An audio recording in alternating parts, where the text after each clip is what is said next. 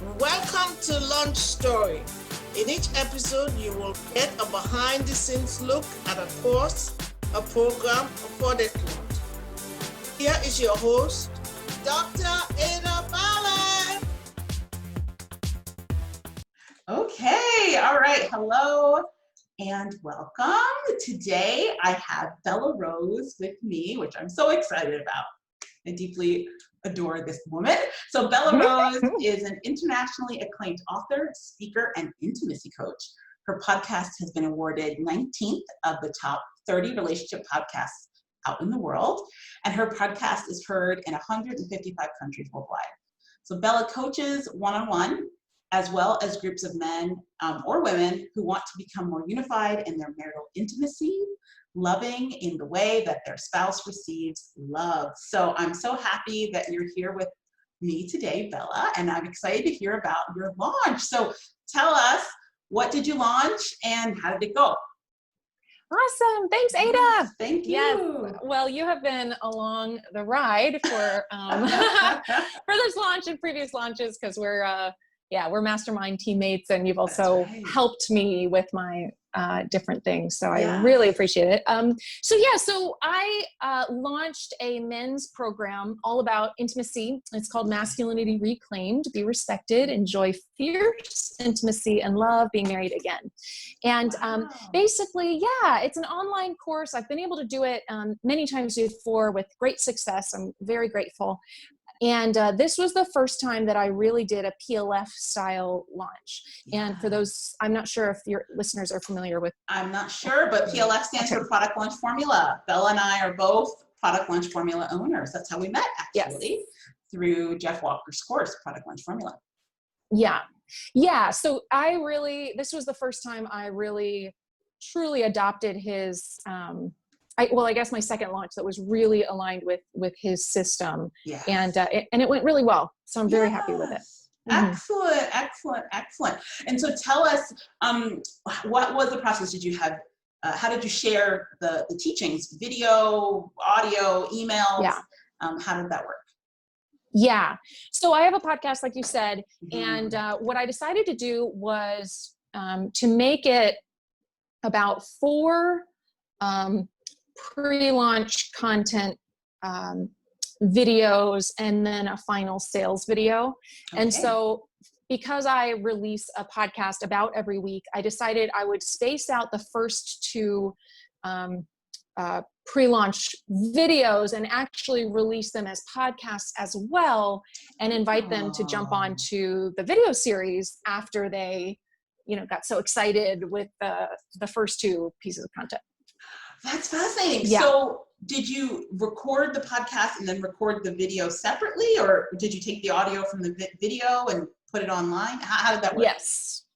Yeah, that's what I did. And then I produced those videos additionally, and I had some background music, and in my normal podcast I don't have background music, so I was trying to differentiate them.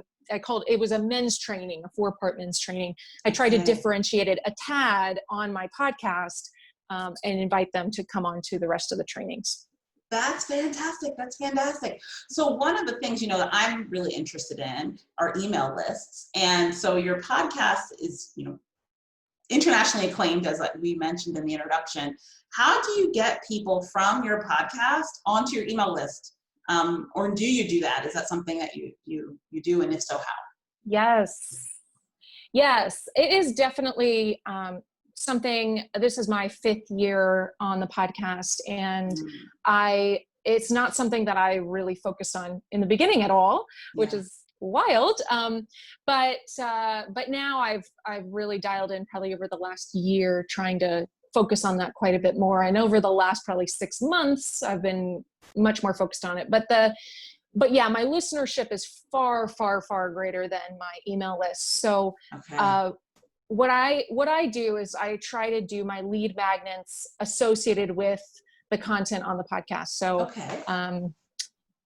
So if we're talking about the framework of having really great connection with your spouse, it's different for men, it's different for women. So then I invite them to, here's a free lead magnet PDF all on that framework, for example. So so I just kind of try to give them the free content, but very appropriate to that particular topic. That makes sense. That makes sense. And so once someone hears the podcast, they'll get value from that. But if they want to go a little bit deeper, they have, they exchange their email address for this PDF content. Very cool. Yeah. And so one of the things I think is fascinating about your audience, maybe compared to others, although we all have ways we can segment, but you're speaking to couples, married couples, and typically heterosexual couples, so men and women in these married unions. And so tell us a bit about how you approach, your last launch was all about men and men's training. So how do you approach that? Right. I know. And as a feminist myself, I'm probably halfway offended by my title of my men's program. Okay. So, but the thing is that I really do focus on the avatars separately. So the men that I work with are really focused on wanting deeper, more frequent, and more exciting intimacy with their partner. And that's often what is lacking in the marriages that I work with. In fact, I mean, that's the whole business. So then the wives that I work with, it's very different. I would say 80% of the wives are in a place of really needing support in freeing their own sexuality and understanding that it's okay, that it's safe and good. And, a lot of I would say most of my audience are Christians as well. So a lot of them have been raised in a way that we don't talk about those things. And our society in general is raised in that way. I mean, at least many, many people, I would say. So my avatar for women is very different and very soft, much softer and much more gentle and kind and certainly about sexual intimacy, but not about, the power and the excitement that the men are really craving. And the interesting thing is, so I speak to the men in that realm. But then it's one of those classic cases of you sell them what they want, but you give them what they need. And right. You're right. You sell them what they want, give them what they need. So in the programs is where I really focus in on, like, dear men, if you understood how your wife thinks and how the kind of man she actually wants to make love to, if you become that kind of man, there's a natural attraction, if you take down some of those barriers. So I focus on them very, very differently. And that's the method. Very cool. Very cool. So when you're speaking, it's like segmenting on, at its best, I think, in some ways, because you have these two different audiences, you're dividing them up, you're labeling people, tagging them in your lists, and then you get to speak to them to specifically where they are. And then you have services, from what I understand, that speaks to each group to where they are. So that's a beautiful example of segmenting. So how did you, pull this launch off? Like, there's you, who else was in your sphere? Who else helped you out along the way for this launch? What was your team? So I wanted to really do this launch much faster than I don't know, than would be probably advisable. But because of world events, I decided to slow things down. And it was the absolute right thing to do. I'm very glad I did that. But it ended up being something that I spoke to just the race riots and my support of this, transformation our nation and our world needs to go through. But I did that actually in the very middle of my launch because I had to. Exactly. So it was very intentional, but it ended up meaning that my pre-launch content had, between each video that was released, was almost 7 days. So it was like, this launch took like a month and a couple of days to fully roll out. So it was very long. I think, like, in an ideal world, I would have had about 3 days between each pre-launch video, content. But I'm very proud of it was exactly, I think, the direction that I should have gone. So I'm very happy about that. My team, and so that brings me to the team, was really just me. I had a group of people that I asked for prayer, because I do believe that this is a very a marriage influences their kids, influences just every part of their lives. So it's very important to me. And there's a group of people that really support what I do and pray for me anyway. So that was very important. And then, Ada, I brought you on at the 11th hour to be like, look at my stats. I need your guidance. What am I doing wrong with my emails? And you were super encouraging. And you're like, actually, you're it's not so bad, but here's some stuff you can try.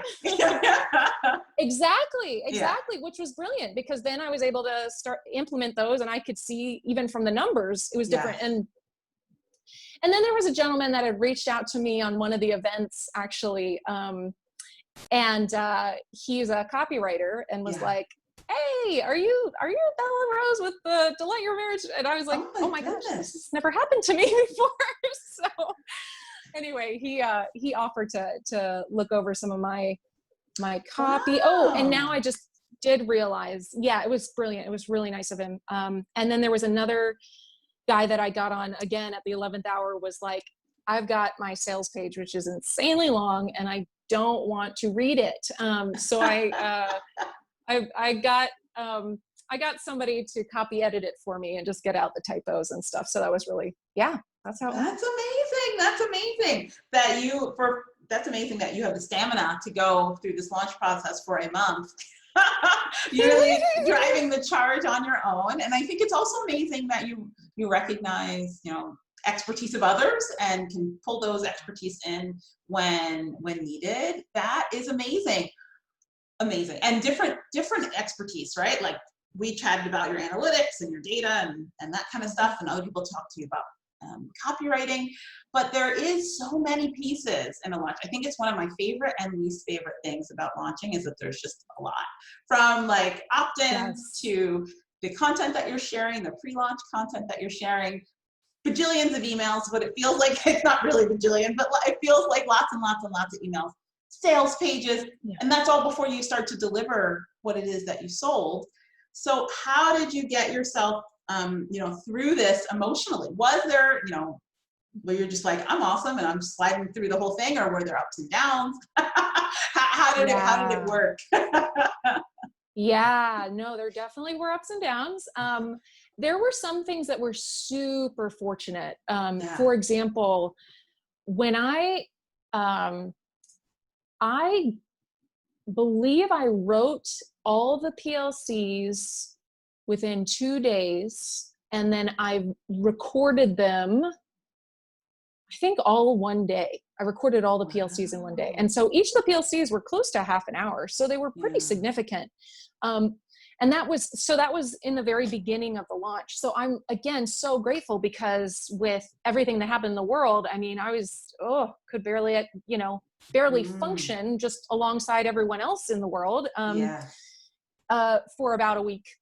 So I was totally thrown off, but because I had already recorded everything that needed high energy, after that, I was just like clicking, mindlessly to edit these videos, get B-roll and whatever. But I had, the chunk of the work had been accomplished early on. So that was really fortunate for me.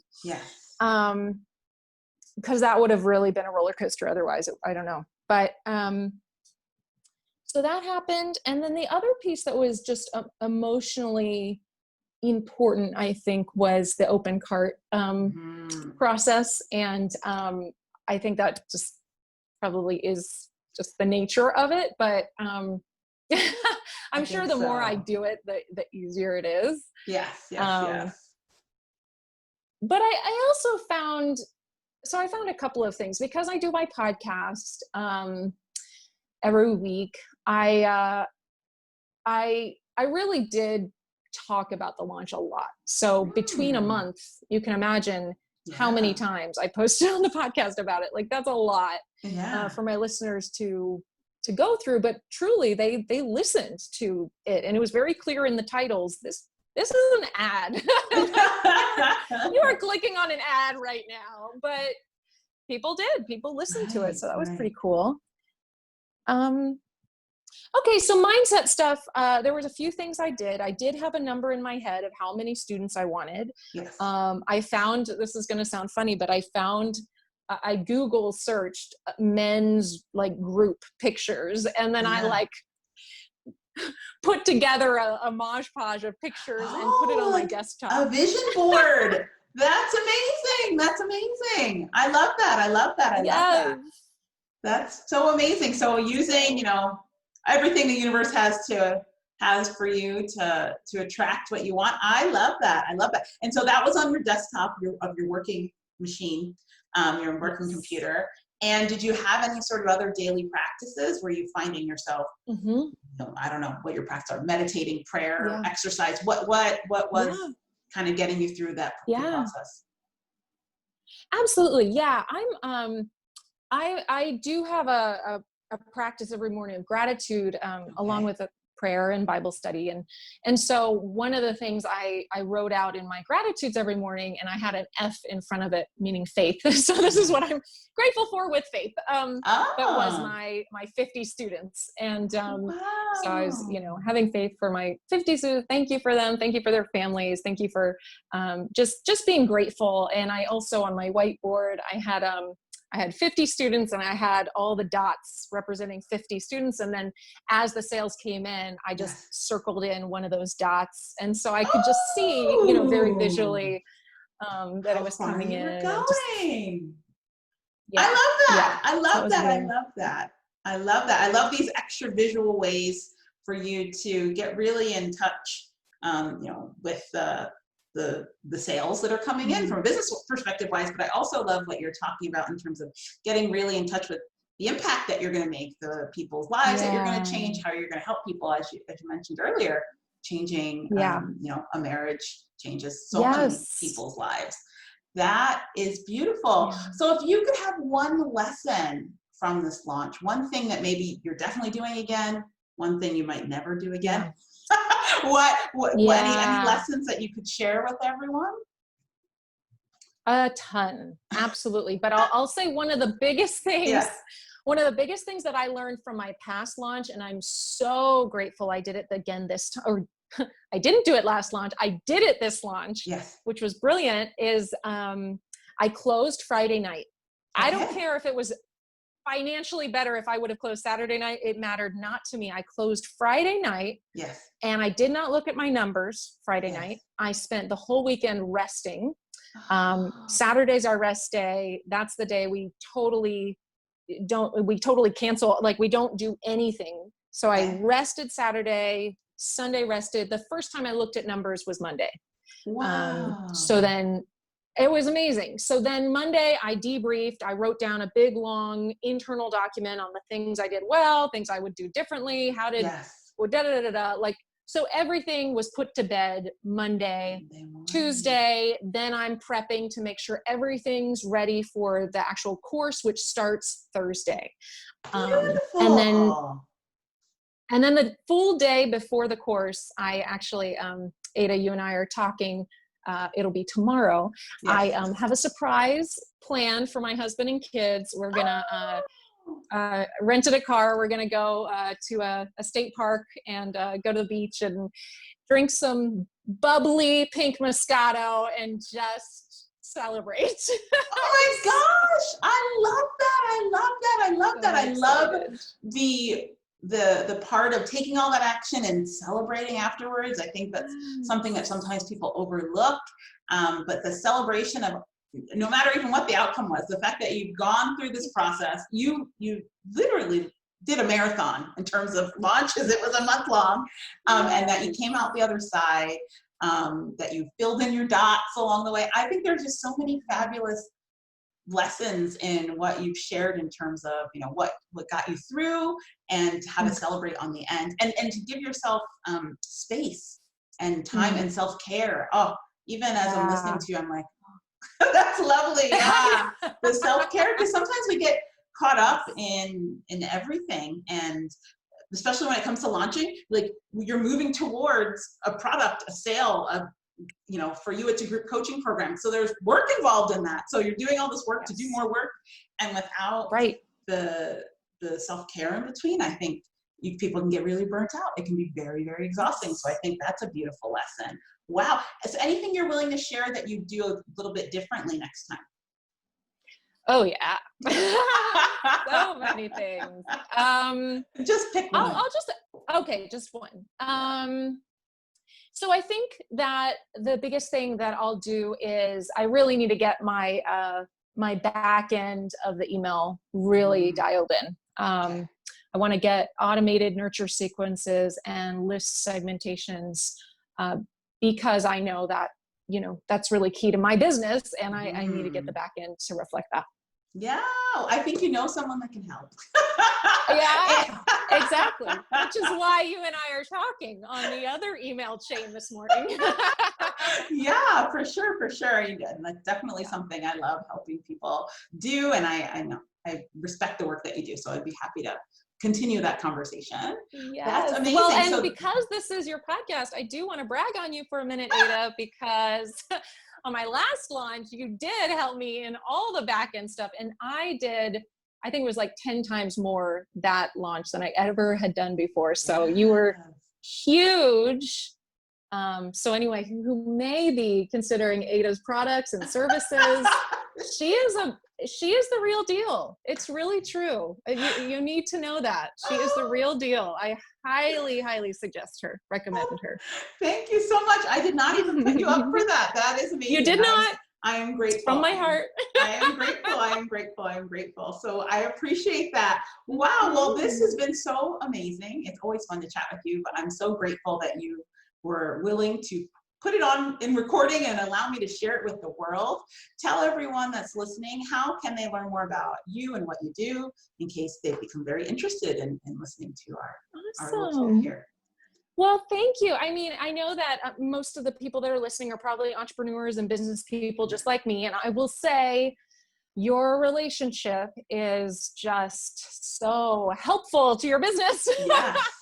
Yes. So if you have a really good relationship, it just impacts everything. So I really encourage you, as one who has had a terrible relationship, it horribly impacts everything, or a great relationship, it positively impacts your business. So yes, I'd love to have you as a listener. If you'd like, you can go to delightyourmarriage.com. You can get all the information there. And if you're open to it, Ada, I'd love to send them a free resource. Yeah, of course. So specifically, there's a framework PDF that really clarifies if you are a husband that's really looking to understand what's going to make your wife really feel loved the way that she receives love, or if you're a wife who wants to know how to make your husband really feel loved the way that he receives love, and then they naturally give each other the love that each of them receives when they feel filled up in themselves. So you can get that clear framework at delightyourmarriage.com/framework. So I'd love to have you there. Excellent. I'll make sure to include all of the links